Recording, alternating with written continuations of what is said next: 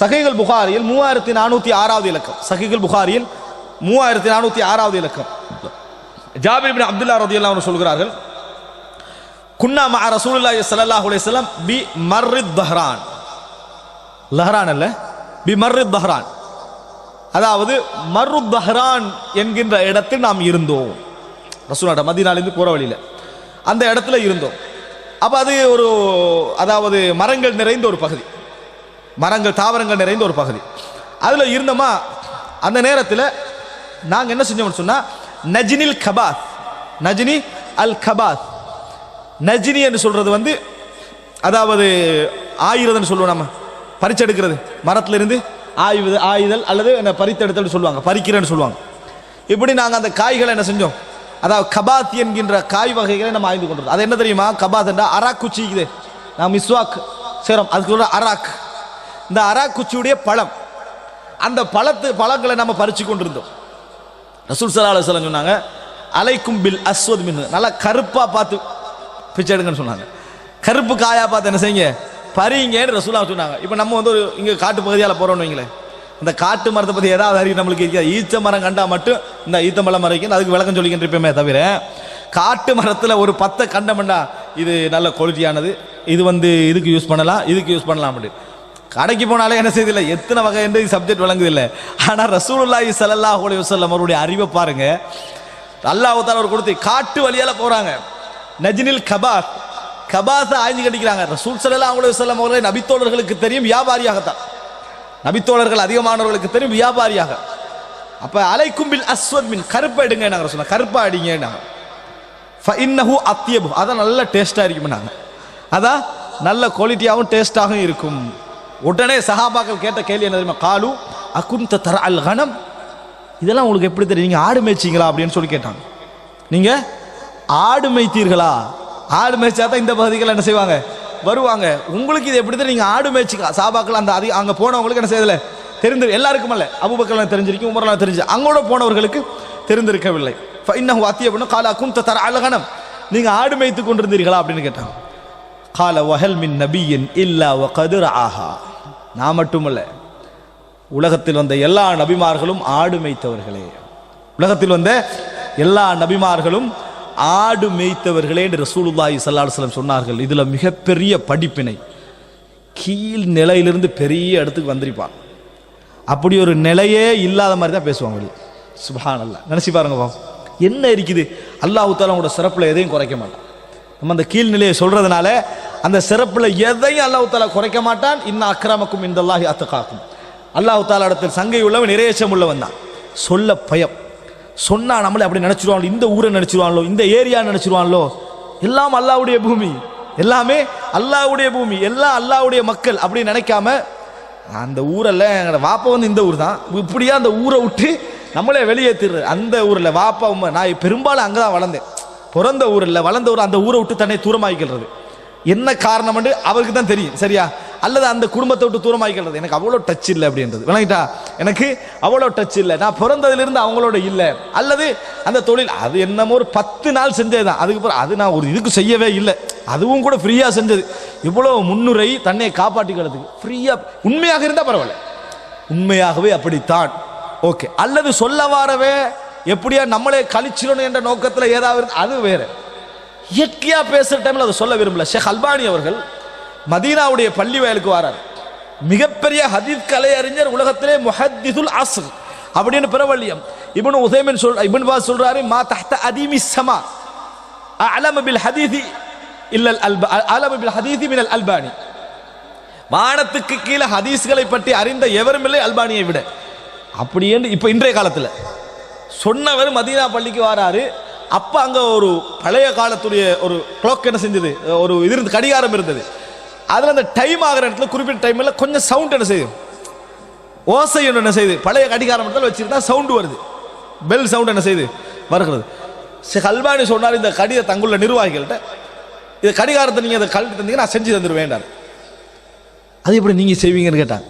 நான் வந்து சாஆத்தியுன் மாஹிர், நான் நல்ல முறையில் இவைகளை, அதாவது ஆரம்ப காலத்தில் நான் இந்த தொழில் செஞ்சிருக்கிறேன், இதை நல்ல முறையில் நான் வந்து, அதாவது இந்த என்ன சொல்லுவாங்க, ரெப்பேர் பார்க்கக்கூடியவன், இதை திருத்தக்கூடியவன், அந்த அறிவன்ட்டு என்ன செய்து இருக்குது. நான் இருந்தேன், அப்படித்தான் நான் இருந்தேன் முந்தி இந்த மாதிரி ஒரு குளோக் கடை தான் செஞ்சு வச்சிருந்தேன் அப்படி என்று ஹதீஸ்களை அறிஞராக மிகப்பெரிய, அதாவது சமூகம் எட்டி பார்க்கக்கூடிய நிலைமையில இருந்தவர், அரசாங்கத்துடைய கண்காணிப்பில் வந்துட்டு போனவர் பகிரங்கமாக என்ன செஞ்சார், அதை சொன்னார் என்பதை பார்க்கிறோம். என்ன பணிவு அவர்கிட்ட என்ன செஞ்சது இருந்தது. எங்களுக்கு அதிகமானவங்க நிறைய பேர் எங்கள்கிட்ட பணிவு இருக்குது, என்ன தெரியுமா, அது ஒரு பணிவு. தான் இல்லைன்னு சொல்லிக்கிற ஒரு பணிவு. என்ன பணிவு, அவன்கிட்ட இல்லைன்னு சொல்றதுனால பெருமை வரேன்றதுனால ஒரு பணிவு. விளங்கிட்டா? அல்பானி சொல்றாரு, நான் வந்து சுபகுல ஒரு முறை தொழுவித்தேன், நான் இது ஓதலை. எது ஓதல்ல? ஹல் அத்தாவும் சூரத்து சஜிதா என்ன செய்யலை, நான் ஓதவில்லை. ஏன் தெரியுமா, இன்னி லம் அகுன் உத்கினுஹா, நான் அதை சரியா ஓதிக்கொள்ள மாட்டேன்றாரு. சுப்ஹானல்லாஹ், நான் அதை சரியாக ஓதிக்கொள்ள மாட்டேன், எனக்கு அது அவ்வளவு வராது, மன்னனத்தில் நான் அதில் பிழைவிடுவேன், அதனால் நான் ஓதல்ல என்றார். நினைச்சு பாருங்க, அது இது மிக முக்கியமான செய்தி. ஒருவர் ஒரு செய்தியை சொல்றாரு, அந்த செய்தியை சொல்ற நேரத்தில் நேற்று விழுந்த இதை பார்த்தீங்களா, ஒரு வால் நட்சத்திரம் விழுந்ததை பார்த்தீங்களா அப்படின்னு கேட்கிறான். அப்ப அவர் சொல்றாரு, நான் பார்க்கல, நான் பார்த்தேன் என்று சொல்லிட்டு சொல்றாரு, அம்மா இன்னி லம் அகுன் ஃபீ ஸலாத்தின், நான் தொழுது கண்டிருக்கல, வலாக்கின் லதகத்னி அக்ரப், எனக்கு ஒரு தேல் கொட்டி இருந்தது, அதனால நான் தூங்க கிடைக்கவில்லை. இஹ்லாஸ், வெளிப்படையான வார்த்தை. இதை நம்ம புரிஞ்சுக்கணும். ரசூலுல்லாஹ் சொல்றாங்க, நான் மட்டுமல்ல, வஹல் மின் நபியின் இல்லா வகத் ரஆஹா, எல்லா நபிமார்களும் இந்த மாதிரி ஆடு மேய்த்தவர்கள் தான். அல்லாஹ் தஆலா உங்களை குறைக்கவே மாட்டான். அல்லாஹ் தஆலா நம்மளை குறைக்க மாட்டான். நமது தொழில்களோ நமது அந்தஸ்துகளோ நம்மளை தீர்மானிப்பது நமது மார்க்க நிலைப்பாடும் நமது இறையச்சமும் தான் நம்மளை என்ன செய்கிறது, தீர்மானிக்கிறது. அல்லாஹ் தஆலா அதன் மூலம் தான் என்ன செய்யறான், உயர்த்துகிறான், தாழ்த்துகிறான். அந்த அறிவு நம்மிடத்திலே இருக்க வேண்டும். அன்புள்ள சகோதரர்களே, இது மிக முக்கியம். அதாவது வஹல் மின் நபியின் இல்லா வகத் ரஆஹா என்ற வார்த்தை மிக முக்கியம் என்பதை நாம் புரிந்து கொள்ள வேண்டும். இது மட்டுமல்ல, நிறைய உள்ளவங்க என்ன நினைக்கிறாங்க, அதாவது பெரியவர்கள் பணிய மாட்டார்கள் என்ற நிலைப்பாடும் இதனால தான் என்ன செய்கிறது, பதிவாக இருக்கிற பார்க்கிறோம். நான் அந்த சம்பவத்தை நான் சொல்லிடுறேன். ஷேக் இமாம் இப்னு உதைமின் அவர்கள் ஒரு முறை அவர் கூட்டிட்டு வர அந்த வண்டி என்ன செஞ்சுட்டு அவர் அவசரமாக வரலான அவசரம் ஒரு மக்காவுக்கு வர வேண்டியிருக்குது. அப்போ அவர் பிரபல்யமான அறிஞராக இருந்தாலும் மக்களை காண்பது குறைவு. அவர் ஊரில் தான் இருப்பார். அவர் தான் ஒரு டாக்ஸியை பிடிச்சி ஏறிட்டு போகிறார். ஒருவரோட டாக்ஸியில் இப்னு உதைமின் ஏறுவா, டாக்ஸிக்காரர் நினைப்பாரா? நினைக்க மாட்டார். அவர் சாதாரண டாக்ஸியில் போயிட்டு இருக்கார். அவர் விசாரிக்கிறார், நீங்கள் யார் அப்படின்னு ஷேக் இப்னு உதைமின் விசாரிக்கிறார். அவர் எல்லாம் சொல்கிறார். சொல்லி முடிஞ்ச பிறகு நீங்கள் யாருன்னு கேட்குறாரு. நான் இப்னு உதைமின் அவர் சொன்னார். அவர் என்ன நினைச்சாரு, பொதுவாக என்ன நினைப்பாரு, நாங்கள் போய் இப்னு உதைமின்டா எவ்வளோ ஆத்திரம் வரும், சரியா? பொய் சொல்ல நினைப்பார். நான் இப்னு உதைமின் ஒன்று, நான் பின்பாஸ் என்றார். அவர் யாரு, ஓட்டிட்டு போறவர் சொல்றாரு, நான் பின்பாஸ் என்றார். அப்படின்னா என்ன பொய் சொல்றீங்க, உண்மையில பேரை சொல்லுங்க. பணி வாங்கன்னு நினைக்கிறது இல்லை. அப்படி போனால் சொல்ல மாட்டாங்க. டெக்ஸியில் போனால் வைங்களே, நம்மளே மறைச்சிருவோம். நம்ம டெக்ஸியில் போய் அவன் கேட்பானே, நம்ம டெக்ஸிக்கு ஒரு விளக்கம் சொல்ல வேண்டி வரும்.